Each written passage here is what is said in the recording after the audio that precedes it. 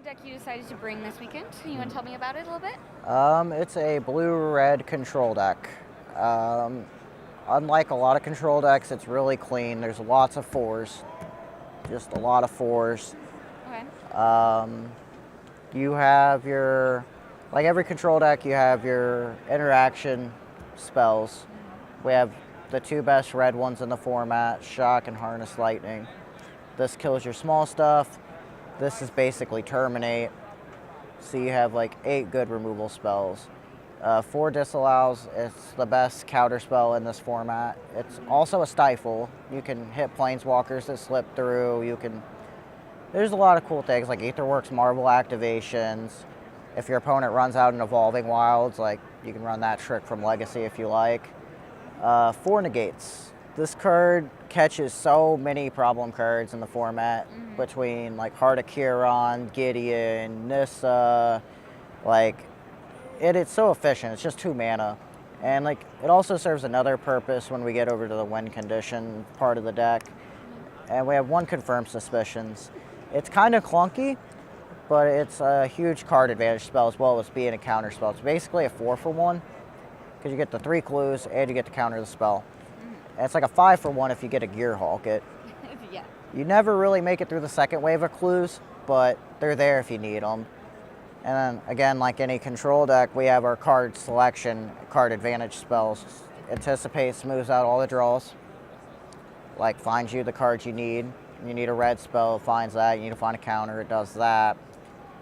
Glimmer of Genius is probably a fixed dig through time. Really? Yes. Whereas Dig sometimes costs 2, but sometimes costs 8. Glimmer always costs 4. Okay. Dig lets you look at 7 cards. Glimmer always costing 4. You only get to see 4 cards if you want, up to 4. Okay. So it's like a fixed dig. It's pretty insane. It's like the best card to Gearhulk. The 2 energy you get from it as well can be relevant with like turning your Hardest Lightnings into bigger removal spells, like charging your Ether Hubs back up to like basically make them almost like volcanic islands in a lot of situations. Very cool. And you have 1 Jace. Jace is just like this threat. The deck has a problem with big creatures that like sometimes Harness Lightning can't catch or they sneak under your counter magic, and Jace gives you a play of just like bounce your thing. Usually those things cost about like 5 mana. That they replay, you bounce it again with Jace, but this time you have your shields up. Okay. So you like end up with a Jace on 1 and no board, and then you're fine. Like you're good to go. Okay. For the win condition parts of the deck, we got 4 Torrential Gearhawks because, I mean, it's pretty good. It does everything. Right. And then 4 Thing in the Ice. The thing about Thing in the Ice is it's kind of like Wall of Omens in that you play it on turn 2 and it'll block your Veteran Motorists, your Scrap Heap Scroungers, anything like that. But unlike in Eternal formats where you're trying to turbo thaw it, you're trying to slow thaw the Thing in the Ice here, which is actually kind of nice because like the turn you want to flip Thing, they might have the removal spell for it because you don't give them that many targets, but you could like back it up with a negate. And the decks don't play a critical mass of removal spells in Standard, so like 1 negate backing your Awaken Horror is usually good enough. Okay. And then you cross the finish line from there. The deck plays 26 lands, 13 of which are basic lands. Like, that leads to a lot of smooth things. And if you look at this deck versus blue-black control, our red interaction, single reds. So we really only need double blue. So we don't have to play like Submerged Boneyard to get our mana online. And we get to play 9 islands. That's so many. It's a lot of islands. And then we have 4 Spire Bluff Canal, which in your opener is a volcanic island, 4 Ether Hub, and 1 Blighted Gorge. Blighted Gorge on board breaks up the Saheeli combo by itself. It also can kill players, it can kill creatures. It's like a free roll too, because you're playing so many basic lands that you could play 1 card like this and it's fine. The other big perk to playing this deck over blue-black is this card, Wandering Fumarole. Yes. Like, the problem with the blue-black deck is you'll draw, like, 8 to 10 lands, which is usually fine, but they don't do anything. Fumarole does something, and you learn to appreciate it a little bit more each time you get to do something with it, whether it just be block or kill a planeswalker. It's a real good reason to play the red cards over the black cards. Then over here on the sideboard, we have 2 Ceremonious Rejections. It's just, I mean, self-explanatory what this card does, really. It's just a 1-mana counterspell, which is insane. For what matchups generally are you looking for these various sideboard cards? Like Aetherworks, decks with like Aetherworks Marvels and like Elder Deep Fiends, Ulamogs. Some of the vehicle decks have started going up to 7 vehicles. The second one might be wrong, but I'm not sure what it's supposed to be. Then we have 1 Release the Gremlins, kind of like to catch them if they come down, and we didn't get it on the way down. 4 Incendiary Flow. The list that I started with had 4 Horribly Awry, but that card was just like a little too reactive for me. And like if they snuck a Sylvan Advocate on you on the play, or they stuck like whatever, like you just couldn't do anything about it. Whereas Flow kills all those cards. Okay. The Exile Clause is really relevant against Scrap Heap Scrounger specifically. That's a card that has been the bane of most control decks. Like, you don't want it main deck because you're like kind of playing a draw-go kind of game in the main deck. But like in a lot of post-board decks, like you trim on your counter spells, you just want to kill all the things. And to supplement that, we have Kozilek's Return. Just like sweep up a bunch of small creatures like Thraben Inspector, Veteran Motorist, like those kinds of things. Also, the Brad Nelson energy deck plays like a lot of X2s. So like this card like will sweep up some of those things. A couple Dispels for fighting counter battles, mostly. Like a lot of the, I mean, if their deck has islands in it, they're packing counter spells on the sideboard. So you usually like bring in 1 to 2, depending on how many you think you're gonna fight. Then you have some extra win conditions, because like sometimes your opponents will die to like this card in game 1, and they'll leave a lot of creature removal in, and you do have to kill them.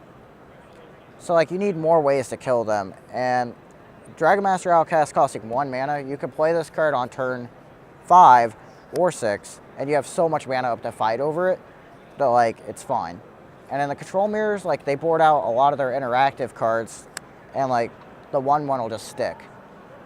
So like the first time you get a dragon off of it, you feel like you're gonna win the game. And like Metallurgic Summonings fills that role as well, but in the green-black and Mardu matchups, if you could keep the board semi-clear and then slam this on 5, you could like turn these into like Mole Drifters and like whatever 2-mana creature draws you a card, like Elvish Visionaries, I guess, and like these are like whatever Mystic Snake wishes it could be, and like when you get to cast this card, make a 4/4 off of it too. It's so insane. Like the second box of text never comes up, but it lets you like add a half a card to a full card to all your spells, which will bury anybody. Like you're good to go from there, and that would be the deck.